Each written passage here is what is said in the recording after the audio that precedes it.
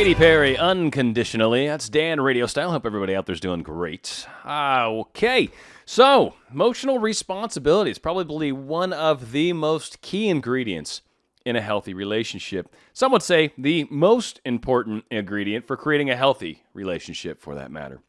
Now, when people are not taking responsibility for their own feelings, they tend to try to make their partner responsible for their own happiness, emotional safety, and well-being.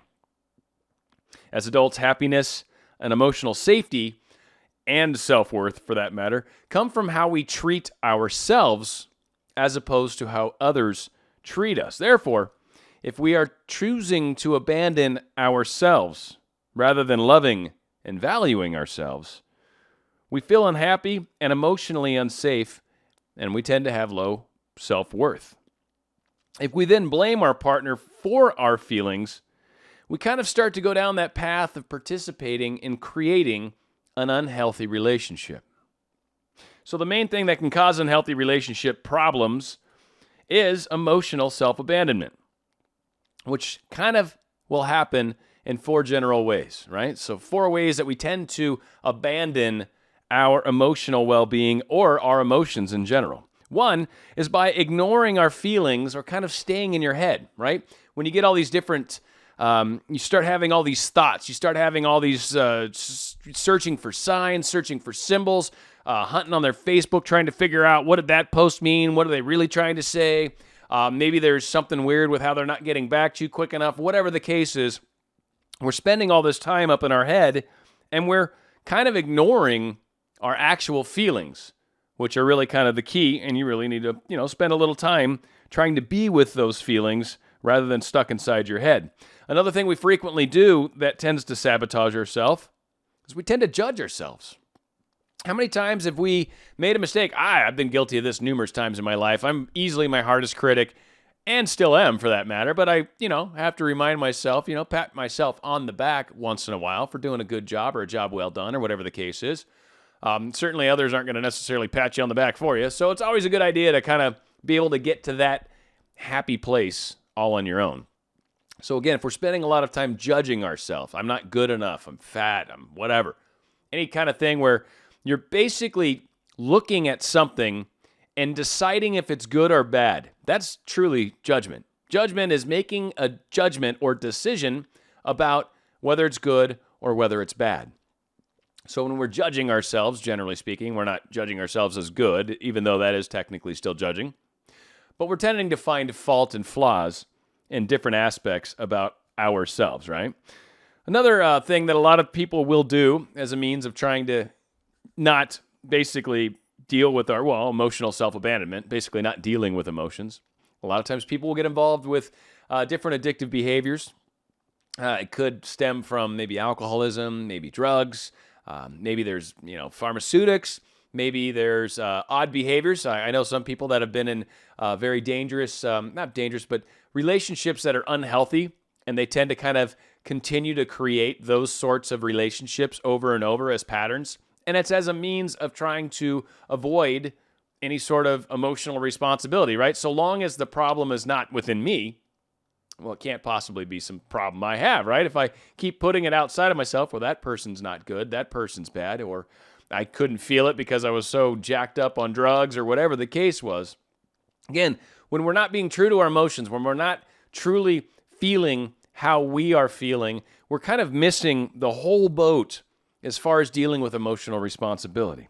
And finally, one of the biggest things that people do, and probably the main reason why I'm doing this show, not that I'm accusing anybody whatsoever of this, but it concerns me, and certainly something that I want to make sure that people are looking at and people are spending time with and going, am I actually doing this? But it's when we actually spend time trying to avoid our feelings, if you will, and we do it by putting others in charge of how we feel. We give them all the power to make us feel better. And what really starts to happen when we do that is it starts to put a lot of pressure on the individuals that we're involved with. There's many times where maybe the individual or specific someone will say, or the relationship we're in, maybe even our best friend, we start to find that we'll have issues with them because we're not feeling right. Because again, we've placed all that responsibility on them. If I don't have any control or say over how I feel, and I make that your responsibility, well then obviously if I don't feel right, it's your fault. And again, we're putting the blame on someone else for something that's our responsibility. People can't make you feel a certain way. This is something that's frequently said, frequently kind of misspoken in my mind, and I think a lot of people truly actually believe this and probably might even try to debate the subject, and we'll see how this plays out. But a lot of people will, like, say I call you a name. Say I say you're a horrible person, right? Maybe I say you're fat. Let's just make it something really, really horrible. You're fat. And I say that, and your feelings get hurt. And you blame me and said, hey, you hurt my feelings. Actually, I did not. I made a comment. You took the comment, looked at it, internalized it, decided, yeah, I am fat.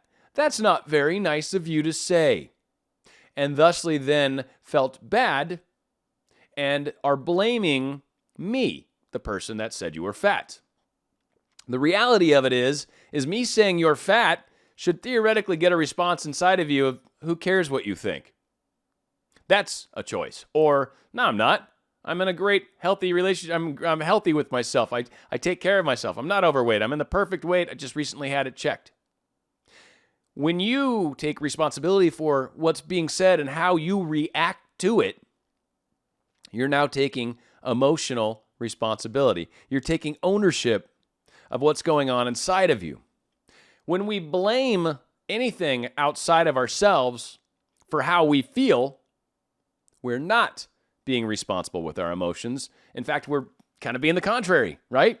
And what this does is this spurs unhealthy relationships. This creates situations in our life that will create problems in relationships. Could be your best friend, for that matter. But if you constantly expect them to feel better or make you feel better, then you start to become something that they have to expend energy on, something that they have to try to constantly make you feel better, be your cheerleader. And eventually at some point that becomes tiresome. It's hard to do for an extended period of time. So happiness needs to come from within ourselves. It needs to be created by ourselves, within ourselves, through ourselves. That's the true form of happiness. Regardless of love, regardless of how the relationship is, if we're taking care of ourselves, then we're coming at the relationship from a more healthy standpoint. And then when they say things or behaviors occur, we don't necessarily go off and blame something or blame them or say, you made me feel horrible. No, they just are being them. Right or wrong, whatever their decision was, whether it's right, whether it's wrong, that's your judgment. That's free. Feel free to do that. When you decide that causes you to feel a certain way, well, now you're placing your power of feeling outside of yourself. And we've talked a lot about this. Feelings need to come from inside. And if they're not, you're giving up your power. And I know maybe there's cultures out there where the man is in charge, the man's fine. I get all that. You are still responsible for how you feel. It really doesn't concern me where these belief structures lie. Ultimately, the only thing you can control is yourself and how you feel and how you perceive the world around you and what you're able to essentially bring to the table from yourself. So when we're able to heal these things, again, that's why we always keep saying, work on yourself, feel happy first within yourself. Because we get a lot of these communications where people are upset because of what so-and-so did. We're upset because they didn't respond to a text. We're upset because they didn't say I looked pretty. They didn't notice my haircut. They didn't notice I'd lost 10 pounds. They just, whatever it is. And then we get upset because they didn't do something. There's no way to have a healthy relationship from that standpoint. If you got a haircut and you like the way it looks, then love the way it looks, be proud of it, and glow. Then you'll trip on how many people will notice. What is it about you? It just looks different. Did you get your hair cut? Yeah, I did. Thanks. It's really nice. Right? Like that is how the process is supposed to work. Your energy will exude from you and people will pick up on that. So when we start to abandon ourselves, when we start to abandon our self-love, when we start to abandon the one thing we have control over in our lives, which is how we feel. I know a lot of people get frustrated because they do want to control and micromanage all these little aspects of their life. So-and-so's behaving a certain way. I want to stop that from happening. I don't like that.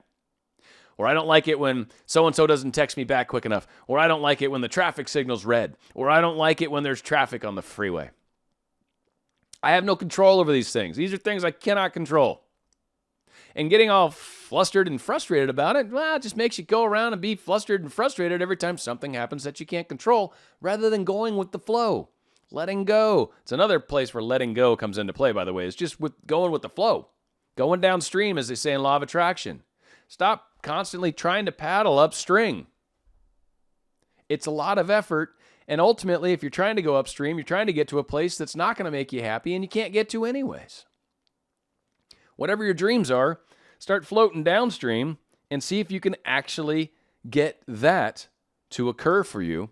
And then at that time, you can actually start to really, truly enjoy life. Now, one thing I kind of wanted to cover, which I thought was really interesting, and I don't know if this is even germane to the conversation or not. It seemed to me that it kind of is. But love is the motivating fact for many of us. And many of us, and this is myself included, it's kind of interesting. That's why I brought this up. Many of us consider love to be an emotion. And I actually thought love was an emotion. So that kind of gives it that level of power and strength, right? That's why I feel love. That's why it's just this emotion. It's inside of me. It's something that, it causes whatever. It's so profound. And so many of us relate that to an emotion. But in the scientific community, the conservative definition of an emotion is something that causes or is a facial expression. That's an emotion. So the examples they give, happiness, sadness, disgust, anger, surprise, these are all emotions and all things that show up on your face. Surprise, or I'm angry, or right? You can tell from someone's facial expression what emotion they're currently experiencing. You can even hear it in their voice when you're on the phone with them, right? You can hear that tone. You can hear their emotion. But what love is considered is a drive. And this was where it was fascinating to me.